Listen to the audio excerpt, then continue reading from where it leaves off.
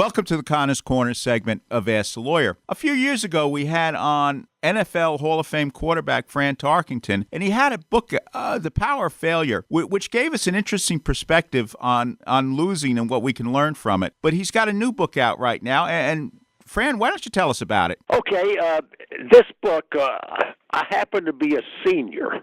And, no kidding. And I've been doing research the last couple of years on an epidemic that is really growing, and it's the seniors that are being financially it's the seniors being financially abused. And I did research on it for 2 years, and it's affected my family. It's affected about every family that I've talked to over the last 2 years. We did a lot of research and found that this is epidemic and what's happening. And you know, my age person, the seniors in this country today have most of the money. And if you have most of the money, people are going to try to get your money. And of course, we have the scam artists who are out there that are getting your information off the internet, get it from the credit bureaus, get it from the banks. They're doing that. Identity theft is out there. And then you got the robocalls. They're out there hitting these seniors and scaring them. The worst part of this is that's not the biggest threat. The biggest threat are family members, caregivers, and people who try to isolate these seniors thinking that, you know, I should get this money, and I want to make sure I do get this money. So the leading perpetrators of this are children and grandchildren and cousins and nephews of these seniors that have money, and they are preying upon these people and trying to isolate these seniors, and they're being successful. And so I did a lot of research on this, and we put up a book. Read it in an hour and 15 minutes, and I put 10 essential steps for seniors to protect them.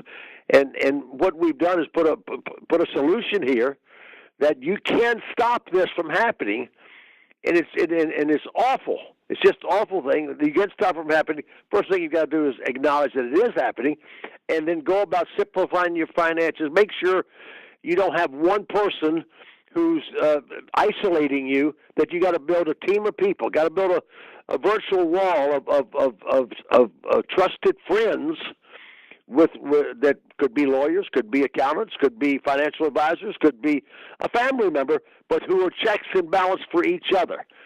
If you are being isolated by one of the family members or caregivers, boy, that's a problem. And so that's what we've done, and the book has been wonderfully received, and because this is a major problem today for these seniors that not only are not haven't lost their fastball yet, or not demented, but they still have their wits, and they need to build this wall, and that's what we show them, that it can be stopped, and you can get this thing back on track.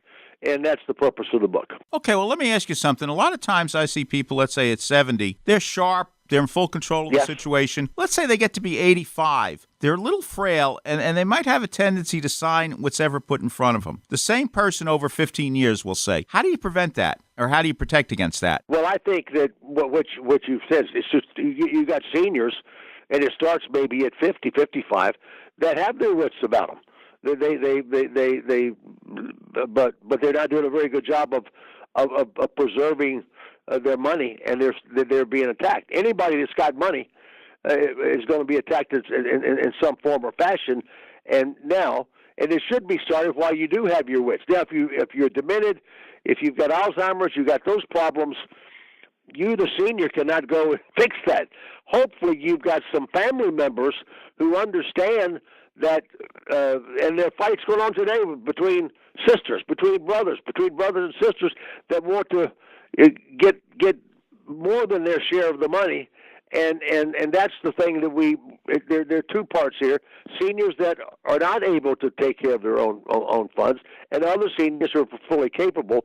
But we need a plan for both situations. So what do you recommend the people to do? Obviously, we can't go through the whole book. No. But what's a general scope? I think the number one thing for people to do is recognize you've got a problem, and that if you have money, people are going to come and try to get that money because they think they deserve the money. And build a little virtual wall around you, and go find, while you've got your wits, someone in your family that you think is trustworthy, but don't just have it for one person. Try to find a family friend who's a lawyer, another family friend who's a financial advisor, and put this team of people together to be able to help manage your finances with you into the area of when you finally are demented, or you have some kind of problems with your ability to be able to help yourself.